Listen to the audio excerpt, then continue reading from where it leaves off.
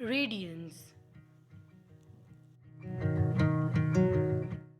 As we have discussed in our previous video, that an angle is the measure of a space between two rays originating from a common point that is called a vertex or an origin, or it is a measure between two intersecting lines. Usually the unit we use is degrees, represented by a small circle in superscript.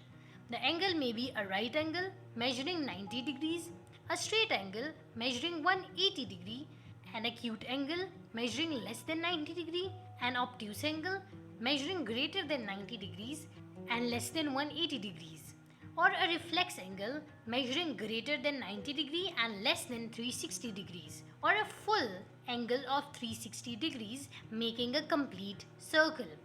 Why 360 degrees? This value is arbitrary and dates back to 60-digit numeric system used by Sumerians and Babylonians thousands of years ago. Beside the degrees, scientists follow a more intuitive approach. This approach may sound confusing at first, but I am sure at the end of this video you will get the hold of it. The unit is called radians. Allow me to make an angle with two equal line segments OA and OB having a length of 2 meters. Point O is the vertex of the angle and OA and OB are the arms of the angle. Now if I rotate arm OB in a way such that the length of the arc AB is equal to 2 meters, then this angle subtended at the axis of rotation will be 1 radian. So a radian is an angle whose corresponding arc in a circle is equal to the radius of the circle. Generally speaking, I have two radii of the circle. The radius OB is rotated about the center in a way that the measure of the length of the arc be equal to the radius. Then the angle subtended at the center of the circle would be 1 radian. If the arc measures twice the radius, then 2 radians, thrice the radius, then 3 radians, and so on, which means mathematically that angle theta in radians equals to the length of the arc over the length of the radius. Hence we can say that if the length of the arc is 1 radius, then angle theta will be 1 radian. And if the length of the arc is twice the radius, then angle theta will be 2 radians.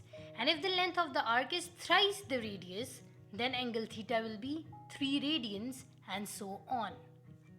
As you can see that an angle is a dimensionless quantity, as it is the ratio of two similar quantities, that is length, and always represented by a pure number. Pure number means that it has only one number assigned, no units. But wait a second, what about radian? As you can see that 1 radian is the ratio of two lengths and units cancel out each other. So technically it is a dimensionless quantity, and the units that are used are called supplementary units.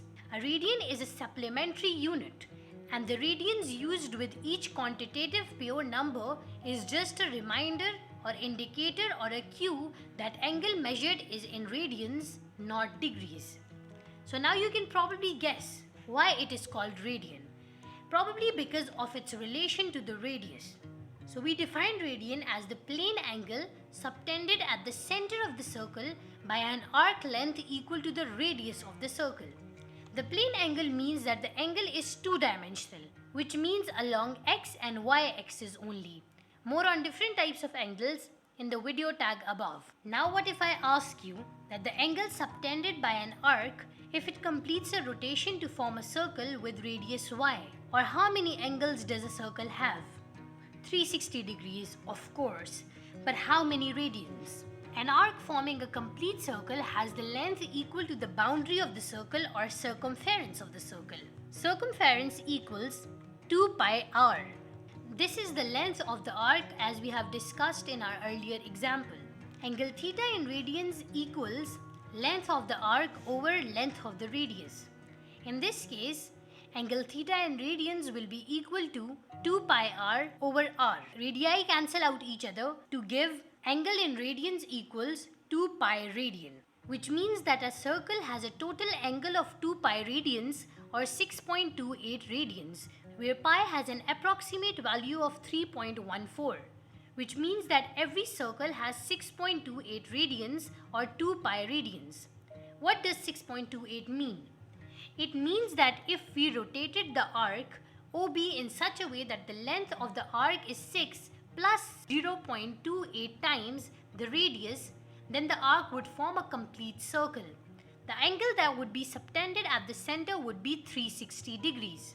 This brings us to an important point, that is the total sum of angle in a circle is 360 degrees or 2 pi radians. We can say that 2 pi radians equals 360 degrees.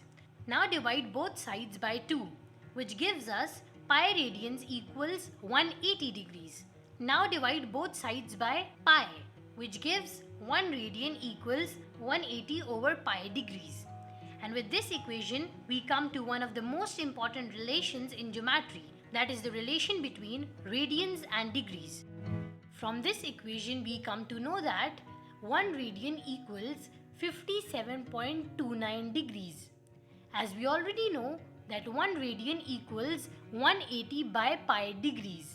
Dividing 180 by 3.14, we get the value of 1 radian 57.29, which is approximately equal to 57.3 degrees.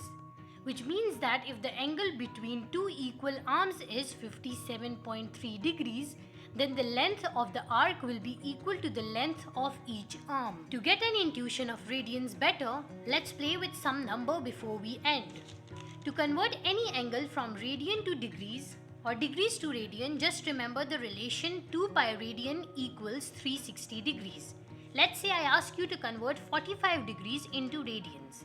Then as we know that 2 pi radian equals 360 degrees. 1 degree will be equal to 2 pi radian over 360 degrees. Then 45 degrees would be equal to, multiplying 45 degree on both sides, 45 degree in radian will be pi by 4 radians. Conversely, if I ask you to convert 3 by 2 pi radians into degrees, then as we know that 2 pi radian equals 360 degrees. 1 radian would be equal to 360 over 2 pi degrees, multiplying 3 by 2 pi radians on both sides. So 3 by 2 pi radians in degrees will be 270 degrees. Before we end, I have some questions for you to solve. I want you to convert 30 degrees and 60 degrees into radians and convert pi by 2 radians and pi by 8 radians into degrees. By converting these values, you will understand this concept even better. Smart end.